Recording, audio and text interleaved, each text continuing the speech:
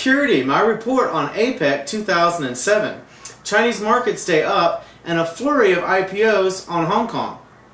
Mr. Prime Minister, thank you for your introduction. Thank you for being such a fine host for the OPEC summit. I appreciate APEC summit.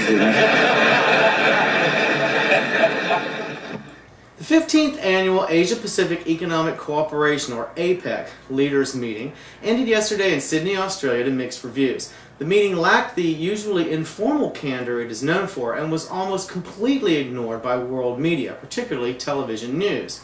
APEC 2007 concluded with 3 joint statements by the leaders of the USA, Russia, Canada, China, Japan, Australia, Mexico, and many others, pledging to promote open, efficient, and flexible economies and further integrate the Asia-Pacific region.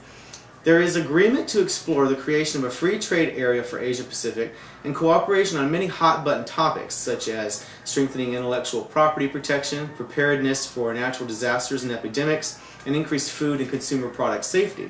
The biggest breakthrough, if there is any potential real impact from the vague statements put forth, was an agreement on climate change and energy security that saw China and the USA, the world's biggest energy eaters, agree in principle to a 25% cut in energy intensity per unit of gross domestic product. The biggest accomplishment may be simply getting the USA and China to agree in an international forum that global climate change is something their governments should at least acknowledge. The Declaration on Energy Security also embraces atomic energy, including collaborations in research and technology sharing, and also green initiatives such as increasing forest cover in the region. In a final statement, the APEC leaders emphasized their desire to conclude the Doha round of global trade negotiations this year at WTO headquarters in Geneva. APEC nations currently account for almost half of all global trade. During the summit, Australian oil and gas major Woodside signed a deal with PetroChina to sell 45 billion Australian dollars worth of liquefied natural gas from the Browse field off Western Australia over the next 15 to 20 years.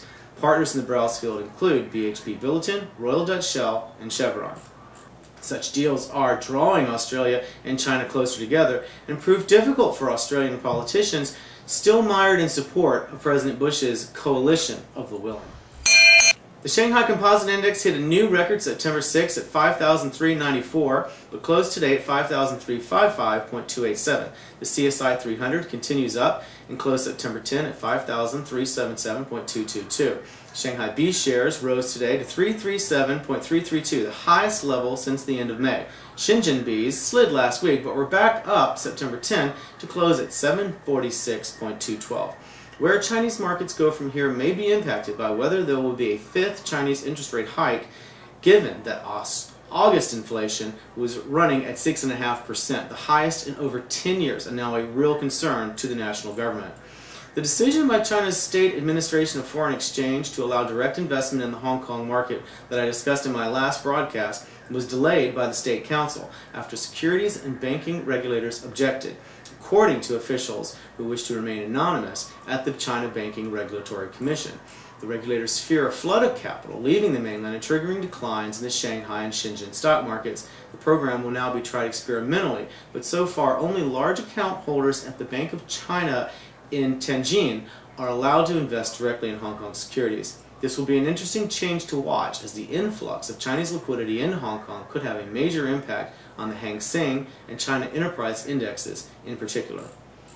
Last week, the New York Stock Exchange got approval from Chinese regulators to open a representative office in Beijing. New York remains a prestige location for Chinese overseas IPOs, but NASDAQ is still the champ in terms of new listings, having debuted 12 so far this year, twice the number in 2006. A flurry of IPOs are expected over the next week or so in Hong Kong, potentially worth billions. Here are some standouts. Sino-Ocean Land Holdings hopes to raise over $1 billion in an IPO that could be the year's 3rd biggest. The roadshow started today. Chun Xing Paper Holdings, a paper manufacturer, is looking to raise over $200 million. Sportswear maker China Dongshang produces clothing under the Kappa brand and hopes to raise up to $700 million in its IPO. Soho China, property developer out of Beijing, is raising up to $1 billion in its IPO. Another clothing maker, Bo Sedung, hopes to attract $500 to $800 million. Heedili, a privately owned coal producer out of Sichuan province, has an IPO valued at over 500 million US dollars. Another big energy play, Xinjiang Xinxin Mining Industry, a copper and nickel miner out of far western Xinjiang, looks to raise 400 million US dollars. So a busy week in Hong Kong. And I'll see you next time.